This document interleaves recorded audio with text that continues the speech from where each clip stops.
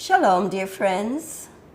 It is hard to believe that over a year has passed since COVID-19 pandemic extended its tentacles across the world, affecting all dimensions of human life and compelling us to live with a new reality.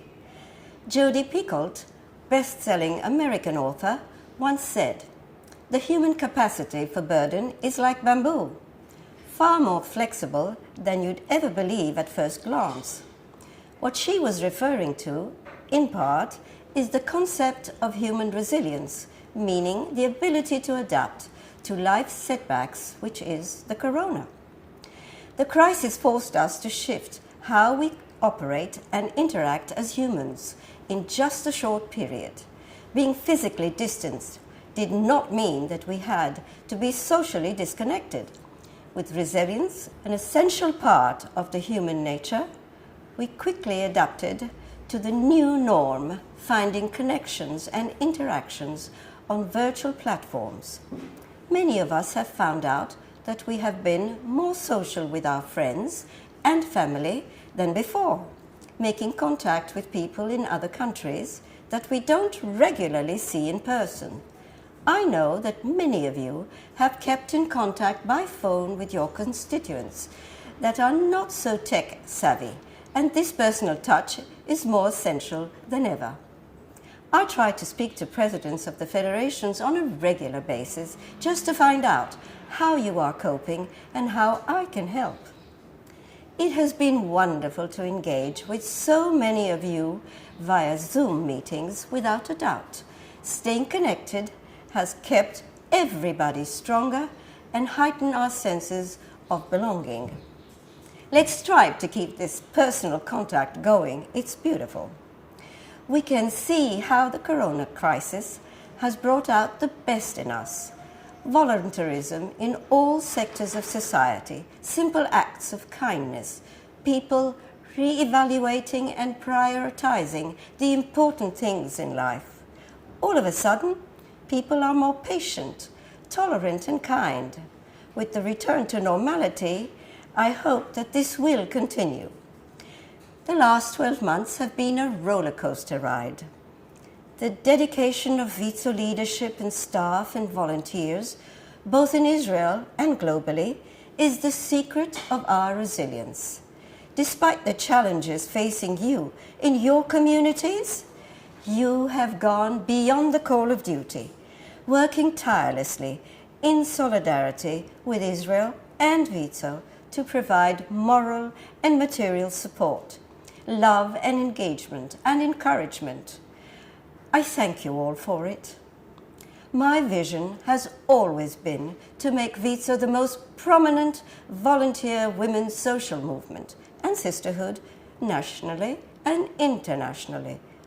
As president and an ambassador for WIZO in the global arena, I am proud and honored to have represented WIZO at the historic signing of the Abraham Accords at the White House, following a personal invitation from President Trump. This great honor belongs to all of us. It demonstrates the high esteem with which WIZO is held not only in Israel, but also around the world. I am happy that my travels to Washington generated some wonderful publicity for WIZO in Israel, by articles appearing in the Jerusalem Post and in the Hebrew language daily newspaper Ma'ariv. One of Israel's leading television channels screened a running banner, mentioning the president of WIZO would be attending the signing ceremony. Another highlight of the corona year. I was honored to be a recipient of Zaka's Woman of Valor Award, given to outstanding women philanthropists. During the President's meeting, I spoke about WIZO's representation in the World Zionist Organization, and WIZO has a presence in other national institutions. I sit on the executive of World Zionist Organization and the Board of Trustees, together with other Jewish legacy organizations.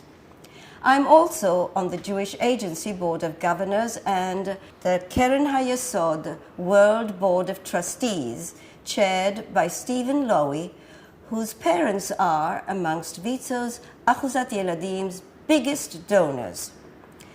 Keren HaYesod is a fundraising arm for the Jewish Agency and WZO.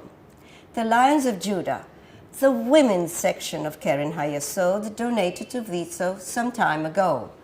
Reach out to them in your countries. They are able to donate directly to WIZO. As you know, for the last 4 years, I have been Vice President of the World Jewish Congress Executive. To top it off, I am also Chief Executive Officer for WIZO in the United Nations. All this external representation and zooming on their boards keeps me very busy all year round. WIZO's collaboration with these organizations is very important.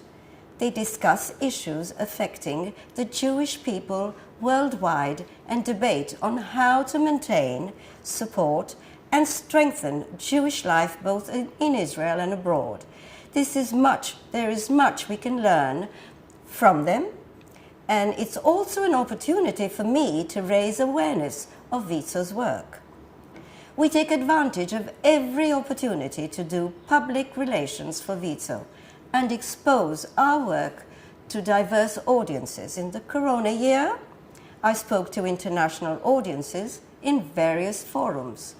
A webinar hosted by the South African Jewish Report, World Jewish Congress Forum for Women in the Contemporary Judaism, an interview for Rai Due, Italian public television channel on WIZO's work in the Holocaust remembrance and education, webinar with UCHE, the Union of Italian Jewish Communities, and an interview with Her Excellency Nancy Kaduri, a representative of the Bahrain Parliament. As many of you know, I was in the fundraising division for 16 years, 8 as deputy and 8 as chair. It comes naturally to me. Most definitely, the personal connections is where I thrive. The trust I build with people is the key to our success. People donate to people, and anyone can do fundraising in their own special way, but they need to be encouraged, motivated, and mentored. I had wonderful mentors in Celia Michonik, Betty Crystal, and last but not least, Tova Bendov. We need to reach out to audiences where philanthropy is strong, like the Christian Friends of Israel. Many federations have started engaging with these audiences. Let me name a few examples. Christian Zionists in South Africa, Germany, Scandinavia, Australia, New Zealand, and the evangelists in the United States of America.